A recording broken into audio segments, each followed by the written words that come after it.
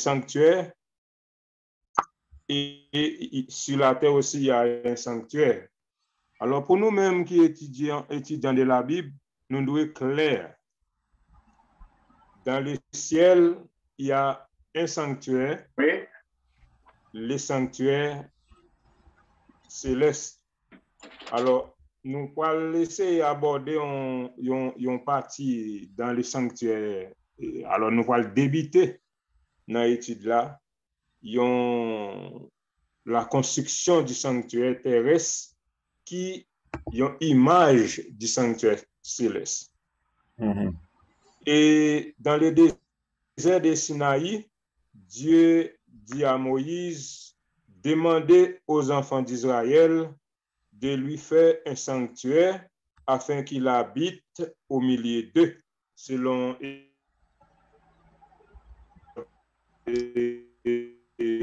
25,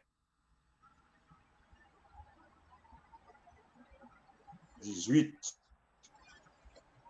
Non, pas attendre, non? Exode, peut-être Exode 25.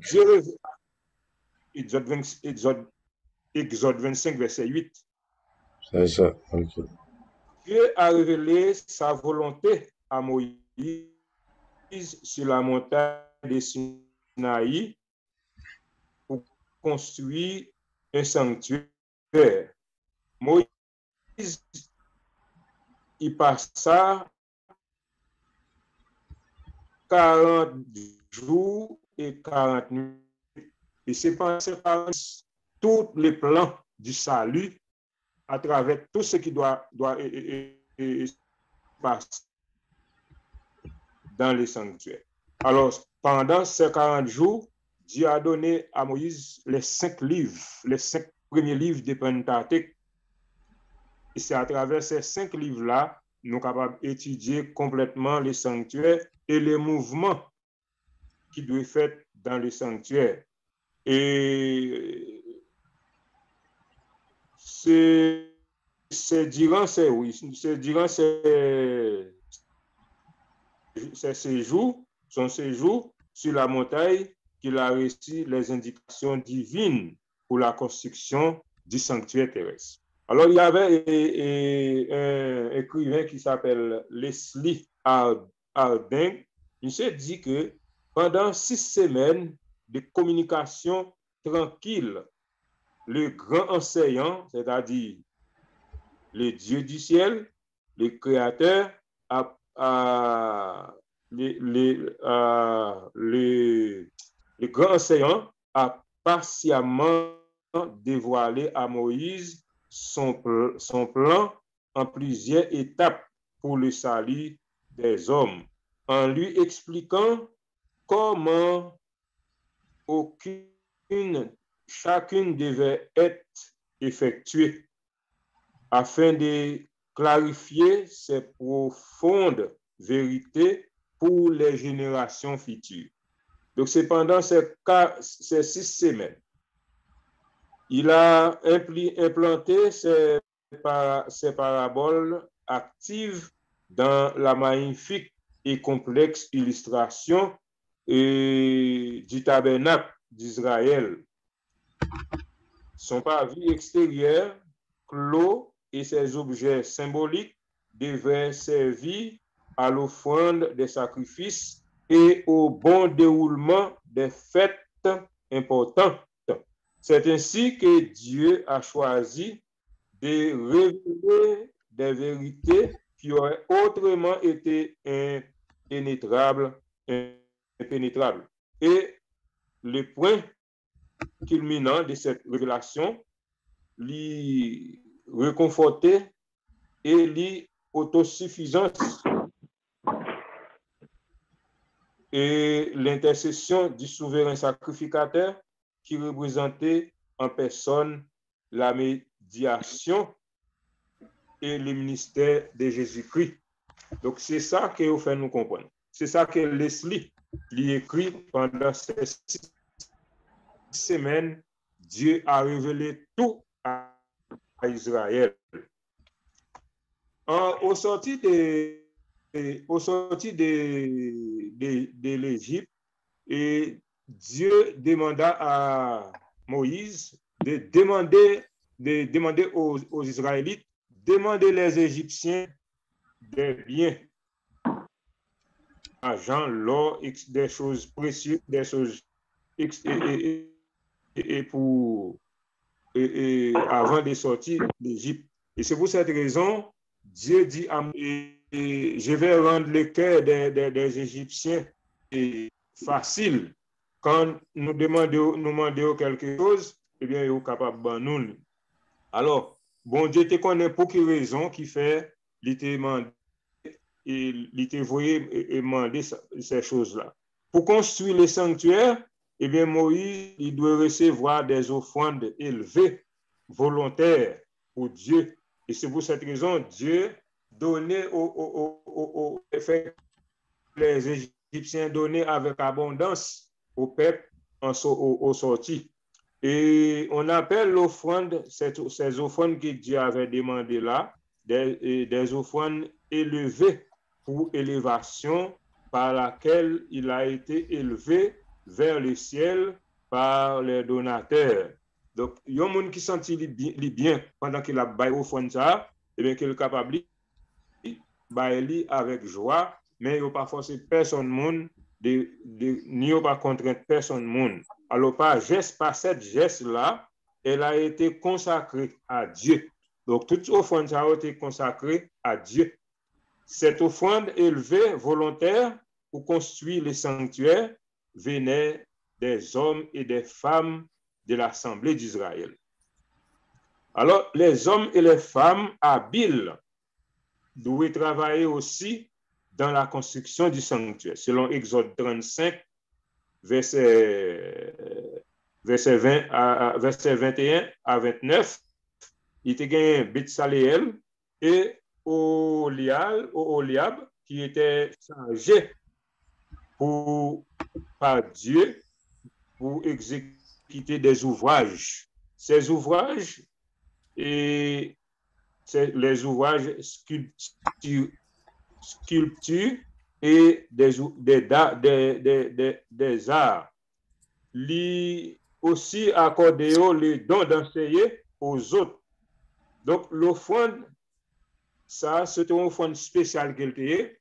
Bon Dieu t'a demandé, c'est pour être capable de construire sanctuaire. Et nous connaissons bien, lorsque Moïse lançait cet appel, eh bien, les peuples étaient tellement contents dans la joie pour apporter l'offrande, eh bien, arrivé un moment, Moïse dit, c'est assez, nous n'avons pas besoin encore.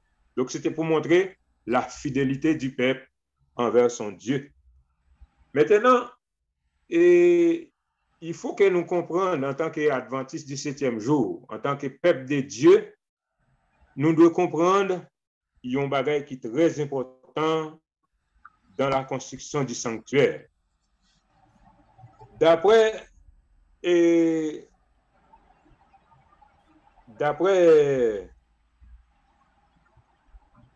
Exode 35, verset 30.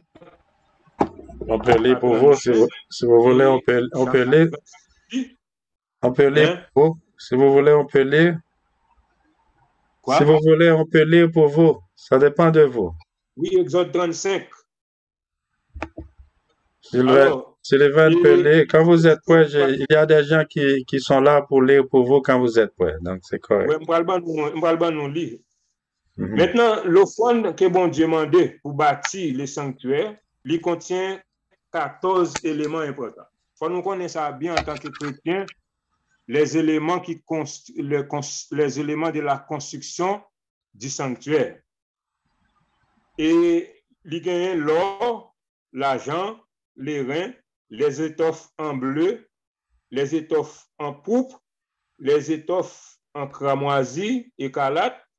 Il y a le fin lin en coton blanc, il y a le poil de chèvre, il y a les peaux des béliers teintes en rouge, il y a aussi les peaux des dauphins, il y a aussi les bois d'acacia, il y a l'huile et les aromates et les pierres précieuses. Donc, en tout, 14 14 matériaux pour la construction du sanctuaire.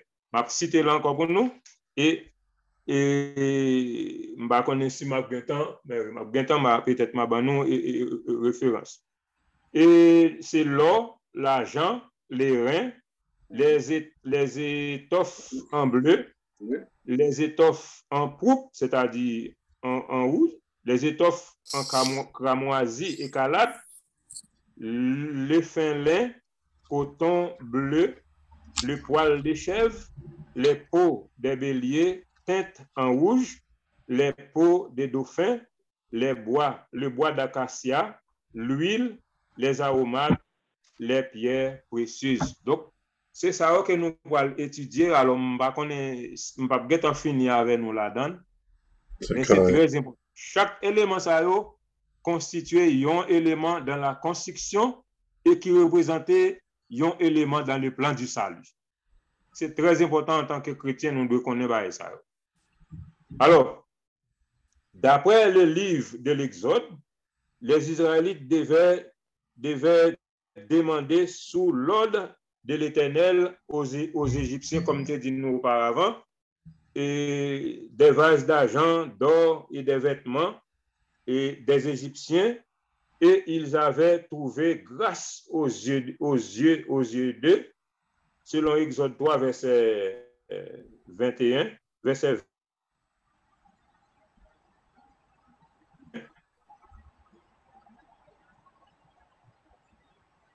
Exode 11 et verset 2 et 12.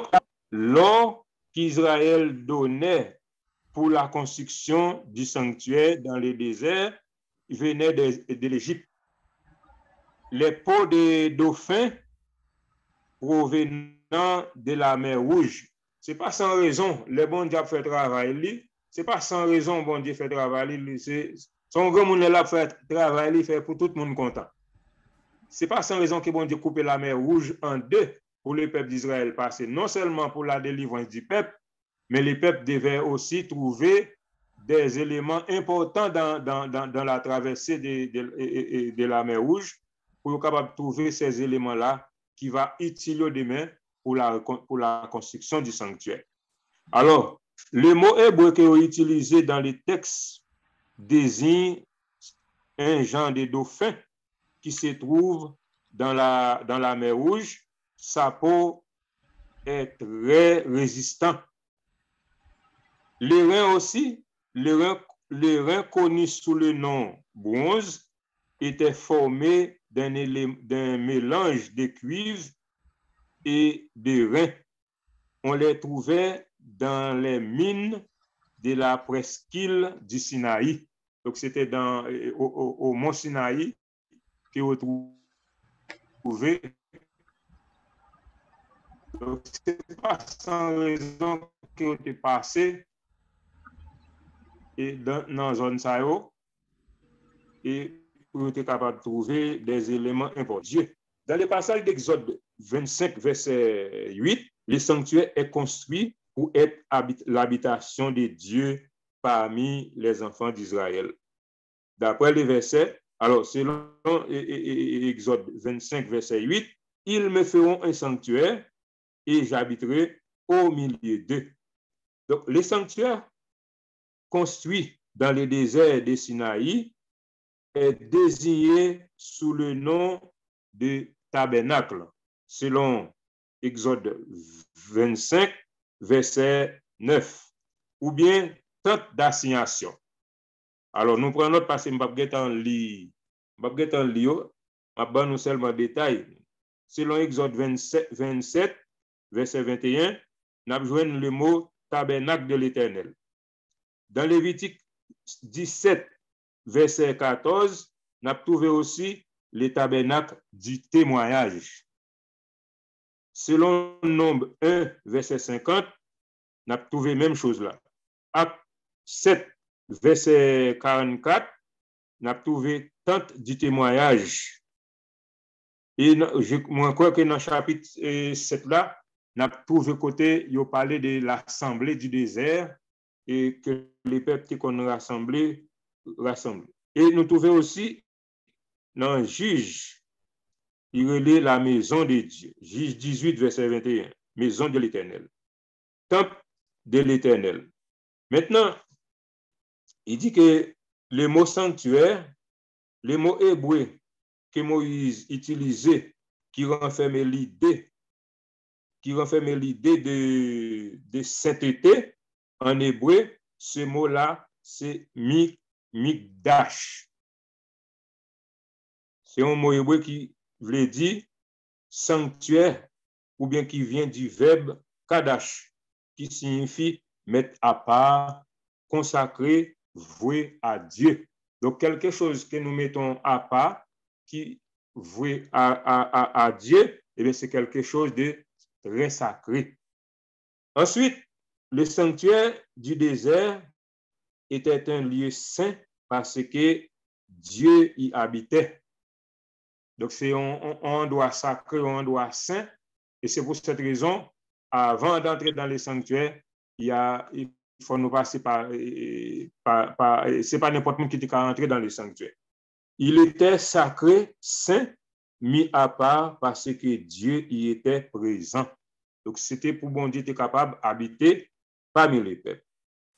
Le mot hébreu qui traduit en français par habiter, c'est chacun. C'est S-H-A-K-A-N, qui signifie séjourner.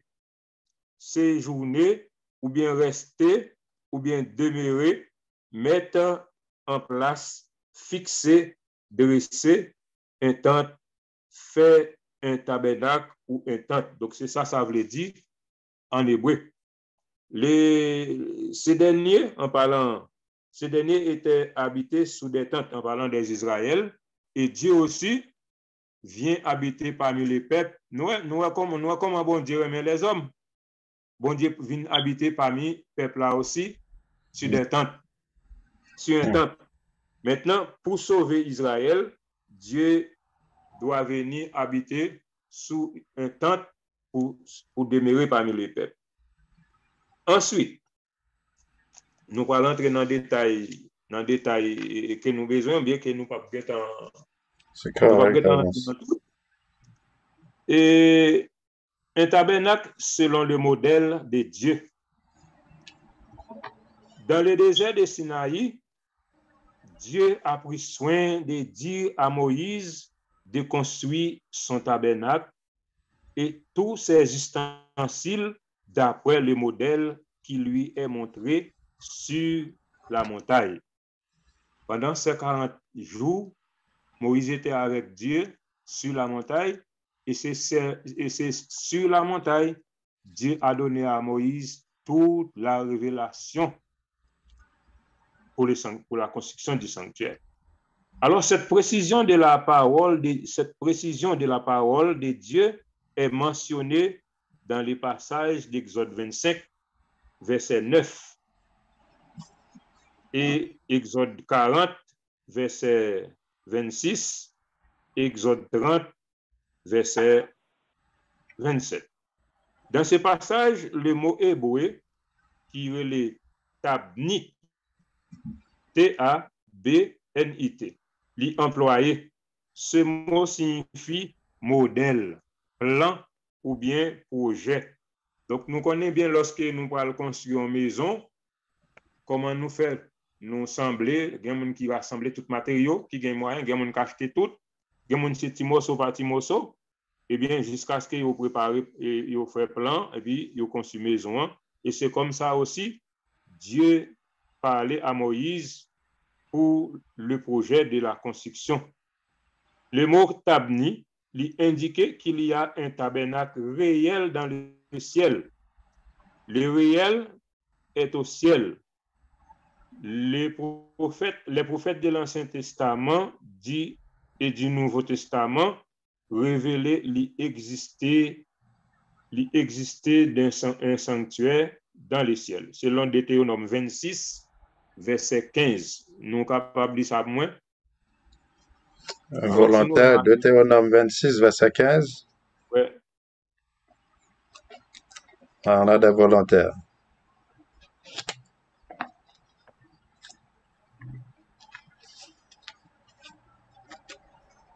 Amen. Deutéronome 26, verset 15.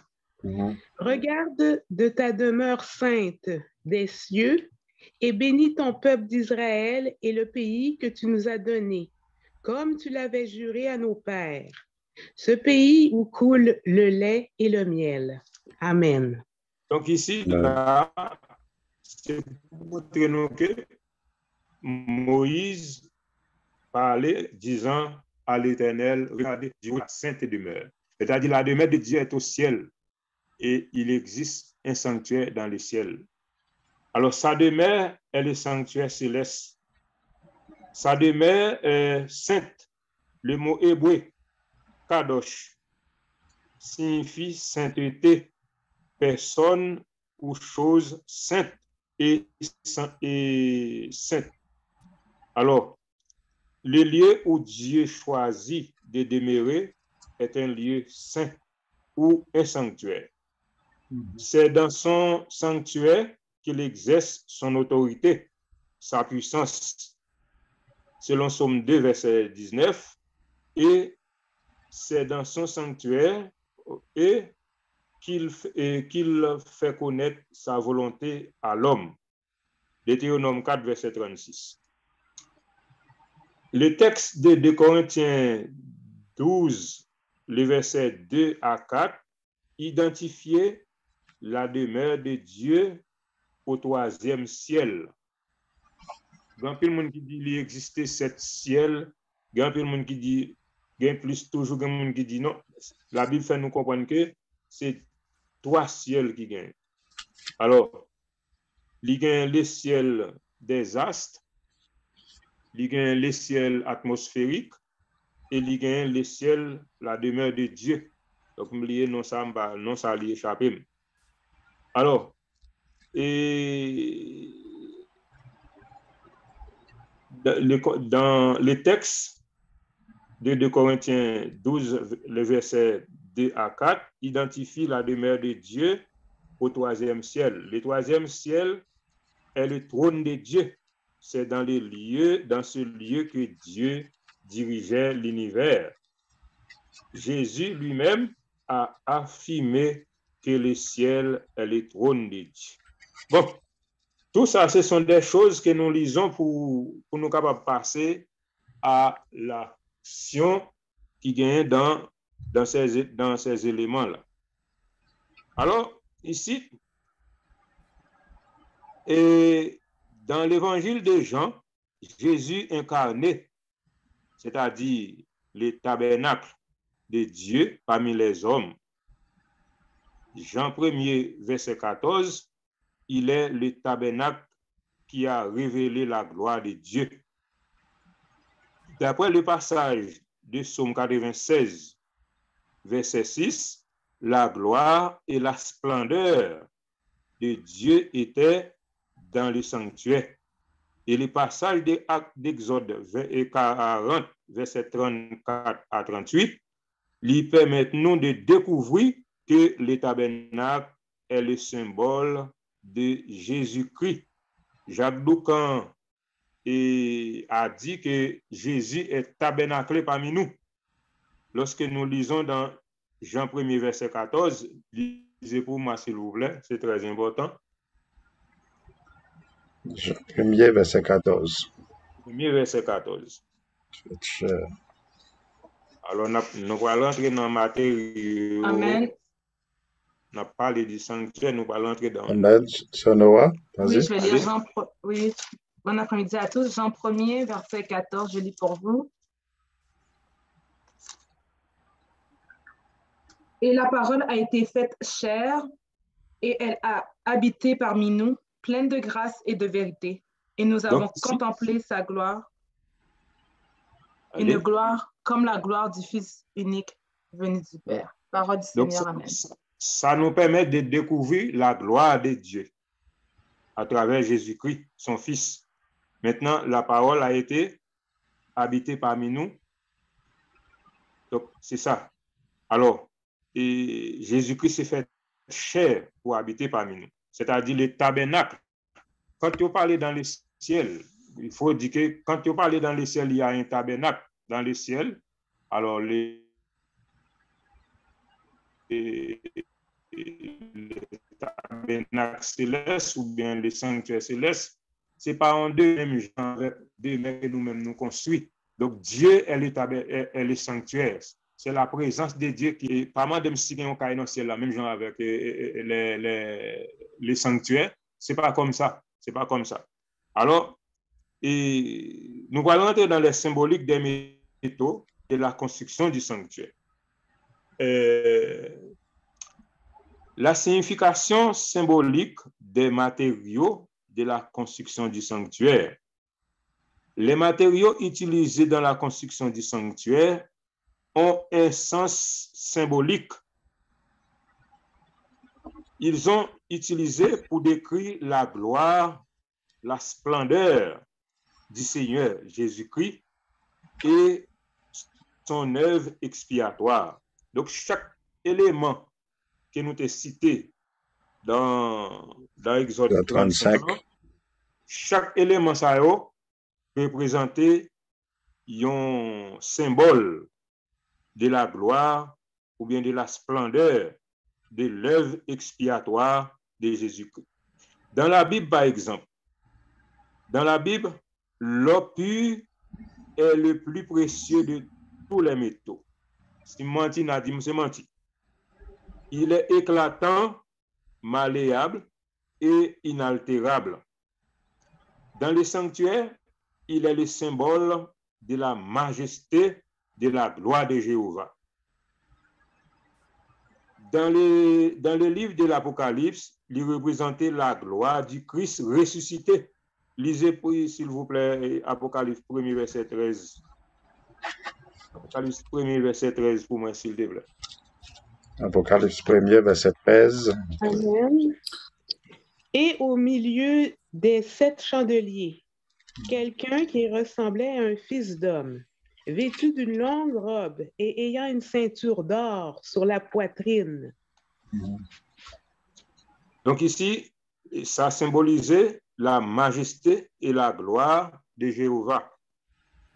Dans le sanctuaire, il est le symbole de la majesté et de la gloire de Jéhovah. Dans le livre de l'Apocalypse, c'est comme ça représente la gloire de Jésus-Christ ressuscité. Maintenant, l'argent était demandé pour toute personne. Alors, l'argent était demandé pour toute personne dénombrée depuis l'âge de 20 ans et au-dessus était une rançon. Donc, je comprends bien, lorsque les peuples étaient sortis, les peuples étaient en esclave pendant combien de temps? Mais lorsque les peuples sortaient, eh bien, ils devaient demander aux Égyptiens la rançon parce que les peuples étaient en esclave. Donc, cet argent-là devait être servi dans les sanctuaires, selon Exode 30, versets 11 à 16. Exode, si c'est possible de lire pour moi, s'il te plaît. Exode 30, à 11 à 16. Exode 30, 11 à 16. OK. Ça va. Sullivan est avec nous, oui. ça va. Oui, vas-y, Sullivan veut lire pour nous. Oui, l'Éternel parla à Moïse et dit, lorsque tu compteras les enfants d'Israël pour en faire le dénombrement, chacun d'eux paiera à l'Éternel le rachat de sa personne, afin qu'il ne soit frappé d'aucune plaie lors de ce dénombrement. Voici ce que donneront tous ceux qui seront compris dans le dénombrement. Un demi-cycle, selon le cycle du sanctuaire, qui est de 20 guéras. Un demi-cycle sera le don prélevé pour l'Éternel. Tout homme compris dans le dénombrement depuis l'âge de 20 ans et au-dessus paiera le don prélevé pour l'Éternel. Le riche ne paiera pas plus et le pauvre ne paiera pas moins d'un demi-cycle, comme don prélevé pour l'Éternel, afin de racheter leur personne. Tu recevras des enfants d'Israël l'argent du rachat et tu l'appliqueras au travail de la tente d'assignation. Ce sera pour les enfants d'Israël un souvenir devant l'Éternel pour le rachat de leur personne. Amen. Donc ici, cet argent-là devait servir pour la construction du sanctuaire aussi. Cet argent devait être servi au sanctuaire. Il représentait la rédemption du péché, c'est-à-dire le rachat. Avant que les peuples sortaient de l'Égypte, ils devaient demander aux Égyptiens de l'argent et de l'or. Donc, lorsque le peuple est arrivé dans le désert, pour trouver, pour payer. Donc, le rein ou le bronze est un métal qui résiste au feu et qui subit l'ardeur du feu. Le rein est utilisé dans les sanctuaires pour représenter la justice de Dieu. Elle résistait au péché. Jésus-Christ a vaincu le péché par la justice de Dieu manifestée sur la croix. Donc, ce métal-là, c'est un métal très dur, très résistant, et il représentait le symbole de la justice de Dieu. Dans la Bible, les reins ou le cuivre est l'emblème de la stabilité et d'endurance et de force. Lisez Deutéronome 33, verset 25, et une autre personne, lisez Zacharie 6, verset 1 et 2. Je ne peux pas vous donner toutes, mais la prochaine fois, on va étudier, on va continuer parce que c'est... Deutéronome 33, verset 25. Zacharie 6, 33, 25? Ouais. Okay.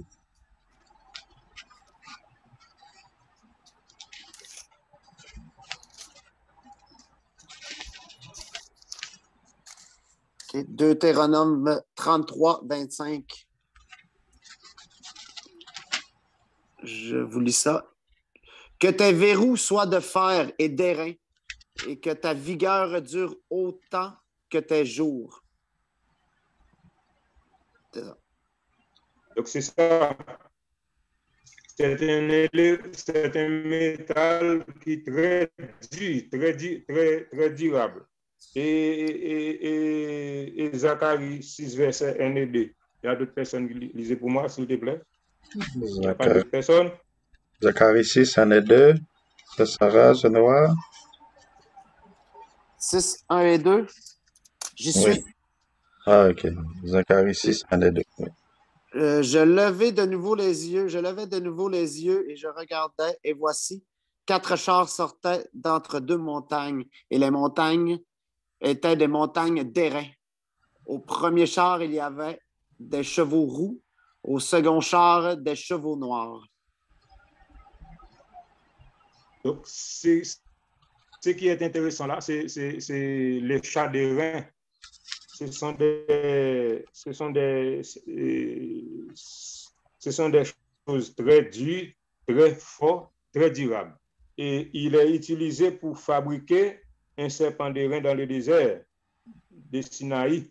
Donc, ces serpents d'airain-là, et lorsque les peuples mordaient par des serpents rouges dans le désert, eh bien, Dieu demandait à Moïse de dresser un serpent d'airain. Et quand les Israélites levaient et regardaient les serpents, eh bien, les Israélites ne doivent pas mourir. Et ça va empêcher que les Israélites mourent. Alors, le livre des Nombres rapportait que les Israélites s'impatientaient en route.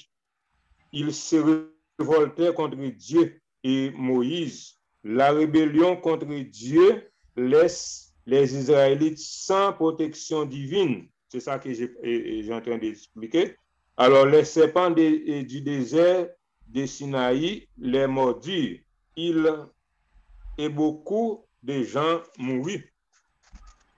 Donc, Dieu demande à Moïse de faire un serpent d'airain. Et ce serpent-là, c'est un métal très dur et qui est élevé dans le désert. Et plus tard, on va voir que lorsque Jean parlait dans Jean 3, verset 15, si je ne m'abuse, là où il est dit, comme Moïse éleva les serpents dans le désert, ainsi que les fils de l'homme doivent être élevés. Et il dit qu'à Dieu a tant aimé le monde qu'il a donné son Fils unique, afin que quiconque croit en lui ne périsse point, mais qu'il ait la vie éternelle. Donc ce serpent-là était un type de Jésus-Christ. C'est l'endurance. Donc c'est ça symbolisait. Et aussi, si nous disons, alors, la couleur bleue. La couleur bleue, c'est la couleur du ciel. Cette couleur dans le sanctuaire révèle l'origine du salut. Le bleu est associé dans la Bible à l'obéissance au commandement de Dieu. Remarquez bien, les Israélites ne savaient pas lire en sortant de l'Égypte, un peuple esclave. Les Israélites ne savaient pas lire. Mais Dieu demanda à Moïse de faire un ruban bleu afin que les Israélites portaient à côté de leurs pantalons ou bien de leurs vêtements afin qu'ils se souviennent le commandement de Dieu pour marcher dans l'obéissance. Voyez comment Dieu s'est servi pour sauver l'humanité. Alors, si vous voulez lire avec moi dans Nombre 15, verset 37 à 41, une autre personne, Acte 4, verset 12, eh bien, la couleur bleue est associée à la Bible, à l'obéissance au commandement de Dieu. OK, Amen. Nombre 16, verset... Nombre 15, je veux dire, verset 15, oui, c'est ça, je voulais dire 15. Nombre 15, verset 37 à 41. Oui. L'Éternel dit à Moïse, parle aux enfants d'Israël et dis-leur qu'ils se fassent de génération en génération une frange au bord de leurs vêtements et qu'ils mettent un cordon bleu sur cette frange du bord de leurs vêtements. Quand vous aurez cette frange, vous la regarderez et vous vous souviendrez de tous les commandements de l'Éternel pour les mettre en pratique, et vous ne suivrez pas les désirs de vos cœurs et de vos yeux pour vous laisser entraîner à l'infidélité. Vous vous souviendrez ainsi de mes commandements, vous les mettrez en pratique et vous serez saints pour votre Père, pour votre Dieu. Je suis l'Éternel, votre Dieu, qui est fait sortir du pays d'Égypte pour être votre Dieu. Je suis l'Éternel, votre Dieu. Parole du Seigneur. Amen. Amen. Donc ici, voyez l'amour de Dieu, comment Dieu se manifeste pour sauver ses enfants. Lisez Acte 2, verset 12 aussi. Acte 2, verset 12. Ils étaient tous dans l'étonnement et ne sachant que penser, ils se disaient les uns les autres. Est-ce que c'est bien ça? Acte 2, verset 12? Acte 4, verset 12. Okay. Acte 4, verset 12. De salut en aucun autre nom. Il n'y a de salut en aucun autre, car il n'y a sous le ciel aucun autre nom qui a été donné parmi les hommes, par lequel nous devions être sauvés. Donc Amen. Ici, la couleur du ciel, est très important dans le plan du salut. Dieu demanda à Moïse d'amener comment ça s'appelle là, parmi les cordons bleus, cet élément-là. Fâche. Je vais chercher pour vous. Et les étoffes bleues, en bleu, la couleur bleue, c'est les peuples même qui a fabriqué cette étoffe-là. Maintenant, c'est la couleur bleue qui représente la couleur du ciel. Et cette couleur doit se trouver dans le sanctuaire et comme l'origine du salut. Donc, en dehors de cette couleur bleue, c'est-à-dire Jésus-Christ, cette couleur bleue était un élément dans le plan du salut qui représentait Jésus-Christ, parce qu'en dehors de Jésus-Christ, il n'y a pas de salut pour personne. Et le peuple devait porter cette frange, cette cordon bleu, pour se souvenir des commandements de Dieu, afin de marcher dans l'obéissance. Donc, je ne sais pas, frère James, si j'ai parlé trop. Non, ça va. Il vous reste 5 minutes, vas-y. Alors, les 5 minutes, je vais prendre la couleur pourpre. Après ça, semaine On prochaine ou continue. bien mois prochain. Oui, on peut continuer la semaine prochaine, c'est bon. Là, qui représentait des éléments dans les plans du sable. Mm-hmm. La couleur pourpre, c'est la couleur rouge foncée. Dans l'Antiquité, c'était la couleur que portaient les rois. La couleur que portaient les rois. Quelles que soient les nations là, les rois bien devaient porter la couleur rouge royale. Elle se trouvait au royaume de Jésus. Lisez Matthieu 27, verset 28. 27, verset 28.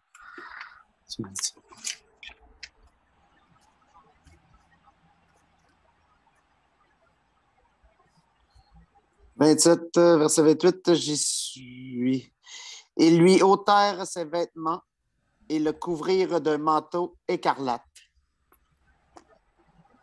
Donc, si vous vous souvenez que quand les Juifs accusaient Jésus, ils devaient présenter devant Pilate. Et lorsque Jésus-Christ est présenté devant Pilate, eh bien, puisque c'était en Galilée, eh bien, il y avait le roi Hérode. Et Pilate demandait aux soldats d'amener Jésus-Christ devant Pilate. Et lorsque Jésus-Christ était arrivé, eh bien, il interrogeait Jésus. Jésus ne répondait pas. Et lorsque Jésus-Christ répondait, il demandait à Jésus-Christ, es-tu roi? Jésus-Christ dit, tu l'as dit, je le suis. Maintenant, qu'est-ce que Hérode faisait? Il a enlevé son vêtement royal, c'est-à-dire le vêtement rouge. Il a déposé, il a habillé Jésus-Christ en disant, emmenez-les à Pilate et nous sommes dans ton royaume. Donc c'est comme ça on ironisait Jésus-Christ, mais Jésus était le vrai roi, était le roi de la terre, était le vrai roi. Donc cette couleur-là, rouge foncé, alors dans l'Antiquité, c'était un moyen pour reconnaître la royauté. Et elle se trouvait aussi en présence de Jésus lors devant le roi Hérode. Donc, je vais m'arrêter là parce que nous fait défaut. Il faut poser des questions. Si vous avez des questions, alors il restait les cramoisis, les fins lins, les poils de chèvre, les peaux de bélier, les peaux de dauphin, les bois d'acacia, et il y a tant d'éléments qui représentaient les plans du salut que nous devons connaître. Chaque ces éléments-là, c'est un élément dans les plans du salut.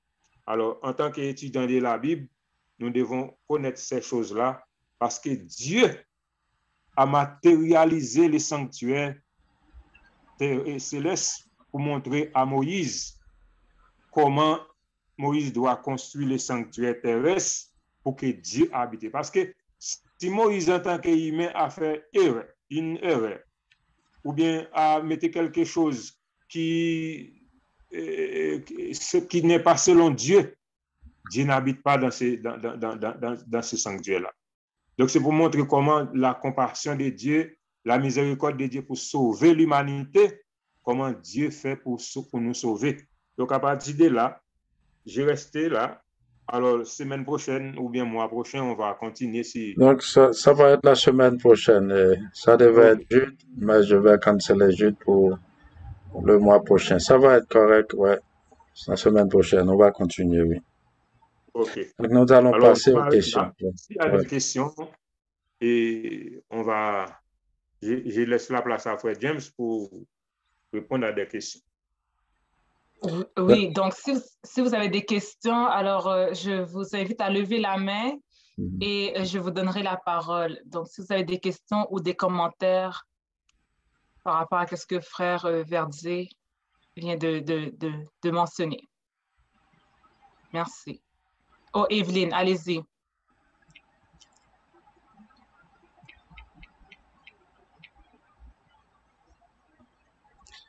Sœur Evelyne, vous êtes sur muet, ma reine, vous êtes sur muet. Excusez-moi. Le sanctuaire, est-ce que c'est un bagage physique? Est-ce que c'est physique? Quand il dit dans la construction, il y avait plein de choses, les reins.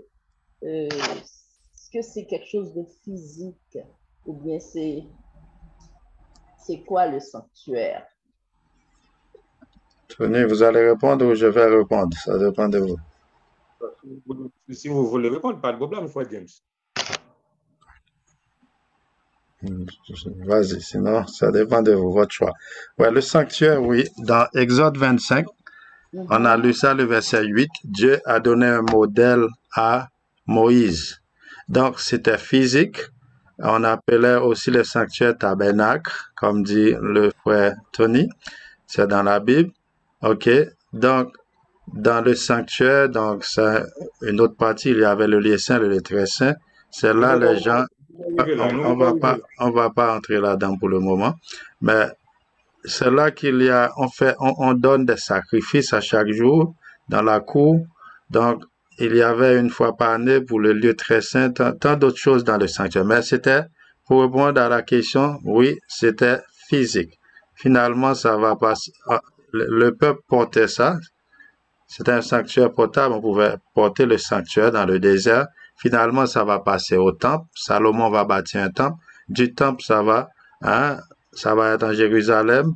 De Salomon, il va avoir la reconstruction avec Esdras et Néhémie, tant d'autres choses. Et Wood va faire aussi un travail. Et en l'an 70, c'était détruit avec Titus. Mais ça a commencé dans le désert. Et on a vu dans Exode, chapitre 25, le verset 8. Oui, c'était physique. Et Dieu a donné le modèle à Moïse dans le ciel. Pour les Exode 25, c'est tout expliqué dans Exode 25. Et Exode 35 aussi explique les choses qui contiennent le sanctuaire. Oui.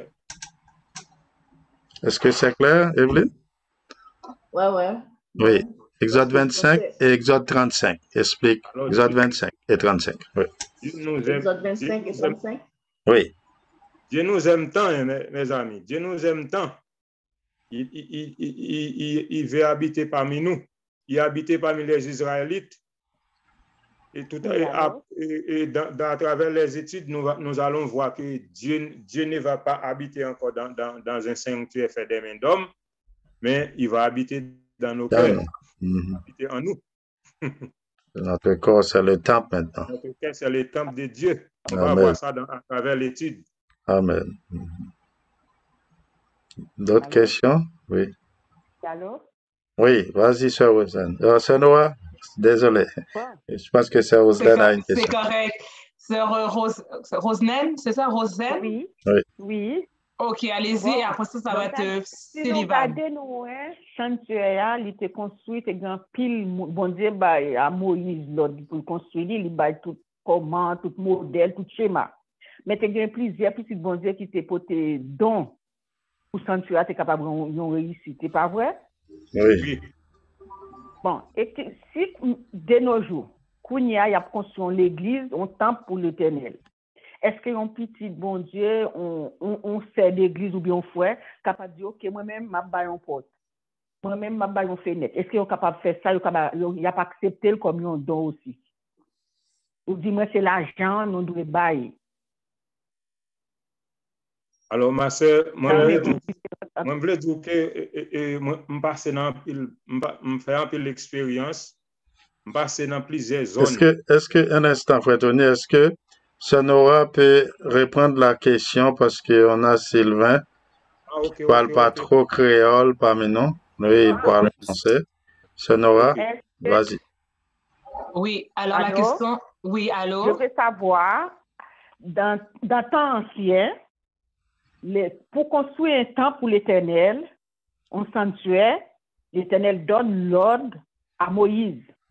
Mais il y a beaucoup de frères et sœurs qui ont apporté quelque chose comme des dons pour les sanctuaires puis se réaliser. Oui. Est-ce que de nos jours, si on veut construire un temple pour l'Éternel, est-ce que des frères et sœurs peuvent apporter comme une porte, une fenêtre, pour que ce temps puisse réaliser aussi. C'est ça que je veux savoir. Ou du moins, c'est non, de nos jours, on ne peut pas faire ça, on doit juste donner de l'argent.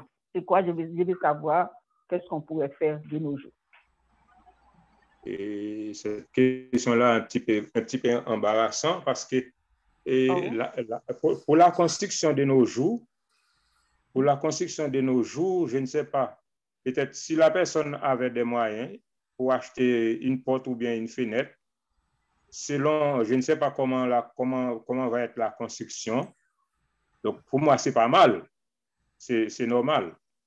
Mais si la construction, la porte que la personne apporte n'est pas... C'est pas des portes usagées, c'est pas des choses usagées, là. Ouais, c'est ça. Il faut avoir du respect pour Dieu. Une chose parce qu'on doit l'affaire de Dieu. pas donner à Dieu. On peut à Dieu.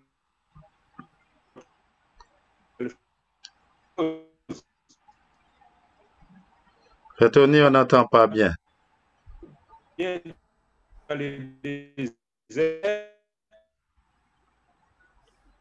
Vous entendez, Frère Tony? Avant, ça coupe. aux Israélites, demander les Égyptiens. Et demander les Égyptiens, je ne sais pas. Est-ce que c'est correct? Maintenant, c'est mieux. OK. Maintenant, je dis que, remarquez, les Israélites demandaient aux Égyptiens des bonnes choses pour la construction du sanctuaire. Et plus tard, ce sont des éléments-là qu'il va utiliser pour la construction du sanctuaire. Or, de nos jours, si vous voulez apporter quelque chose pour la construction, si c'est une porte, achetez une belle porte, parce que vous ne pouvez pas donner à Dieu n'importe quoi, ma sœur.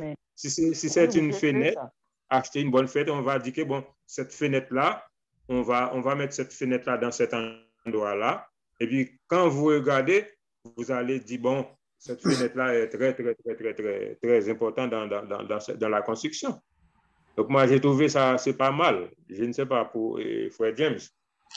L'argent, c'est toujours mieux. Pourquoi l'argent, c'est toujours mieux? Parce que, prenons, vous apportez une porte, mais l'ingénieur dit ça rentre pas, ça fait pas l'affaire. Donc, parce que quand c'est l'argent, c'est l'ingénieur même qui va acheter les portes, les fenêtres, c'est mieux avec l'argent. Mais si la personne veut donner une porte qui va marcher, qui fait la mesure, ça devait aller. Il suffit que la porte est neuve, c'est correct. Puis si elle ne vient pas de la même origine aussi, j'imagine, Frère Thélo. J'ai juste une autre petite question. Attendez, sœur Rosemène, parce que Sarah a demandé que si c'est pas la même... Sarah, reprends, qu'est-ce que tu viens de dire? Si ça ne vient pas de la même origine, une porte d'une origine, une autre porte d'une autre origine, ça peut créer un problème aussi. Je n'ai pas un exemple, une porte, mais c'est juste, je pas un exemple. J'ai une autre question pour les frères. Est-ce que Aaron, qui faisait au peuple Israël, quand le peuple Israël, je vais vous changer, quand le peuple Israël disait, OK, Moïse est parti, ça fait combien de jours, on ne sait pas qu'est-ce qu'il devient. Alors, fais-moi un Dieu.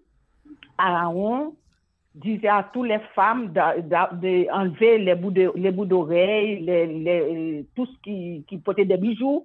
Il fait un Dieu étranger. Il voulait avoir un Dieu qui marche devant eux. Il fait un Dieu étranger pour eux. Est-ce que c'est même Aaron qui est devenu sacrificateur? Mais il était le conducteur du peuple avec Moïse. C'est lui. C'est le même Aaron. Oui. C'est pour ça. Alors, bien que ça n'est pas dans l'étude, mais c'est pour ça que je vais te répondre tout de suite. C'est pour ça, après, c'est pour ça Aaron n'entrait pas dans la terre promise. Aaron, c'est l'Éternel même qui demandait à Moïse d'amener Aaron devant lui. Et Moïse arrivait sur la montagne Or. La montagne Or. Et je pense que c'est H-O-R. Or. Sur la montagne Or. Dieu demande à Moïse de dépouiller, déshabiller Aaron du vêtement sacerdotal et donner à son fils Éléazar. Et aussitôt que Moïse enlevait les vêtements, Aaron mourit. Aaron n'entrait pas dans la terre promise. Et... Mais il va sauver quand même. Je ne sais pas. Je vais chercher les versets pour vous. Je vais vous donner la semaine prochaine. OK, mais pour l'affaire de Vaudor, c'est Exode 33. Donc, je pense qu'on a une autre question pour terminer. On va prendre juste une dernière question. Oui, mais est-ce que Sœur Rose, elle est complète? C'est complet, Sœur Rose? C'est bon, c'est correct. OK, d'accord. OK, on va prendre une dernière question parce que l'heure nous fait la guerre. Donc, c'est notre frère Sullivan. Allez-y. Oui, je vais faire ça, je passe une minute. C'est pas une question, c'est juste, j'aimerais ça, si possible, me faire envoyer ben, je sais qu'on n'a pas passé au travers de toutes les couleurs et les items, mais j'aimerais, au pire, à la fin de l'étude la semaine prochaine, avoir tout. Ben, la semaine prochaine, je vais prendre les notes, mais j'aimerais beaucoup avoir les notes de savoir ce que les couleurs représentent, ce que les matériaux représentent et tout. Moi, j'ai quand même fait beaucoup d'études sur le sanctuaire. Je sais beaucoup sur le contenu du sanctuaire, ce qu'il représente, mais je n'étais pas au courant que les couleurs et les matériaux représentaient quelque chose aussi. J'aimerais, dans le fond, la semaine prochaine, si j'ai la chance, je vais les prendre en note, mais ceux d'aujourd'hui, je ne les ai pas pris en note et j'aimerais beaucoup savoir cette information. Si c'est possible d'avoir un lien ou quelque chose. OK. Et semaine prochaine,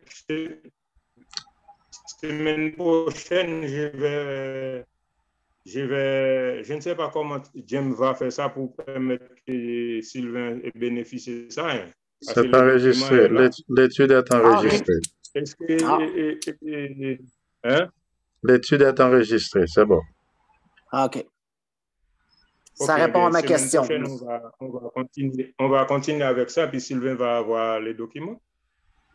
Ou Merci. bien, est-ce que je vais préparer un document spécial pour lui, envoyer pour lui? Il est au Québec? Oui. Je vais réécouter les études. Je vais contacter Frère James et puis je vais créer un moyen pour vous donner un document sur le sanctuaire. Merci. Okay? Merci beaucoup, j'apprécie. Ouais. Bon, on termine là. Oui, alors frère, merci à tous.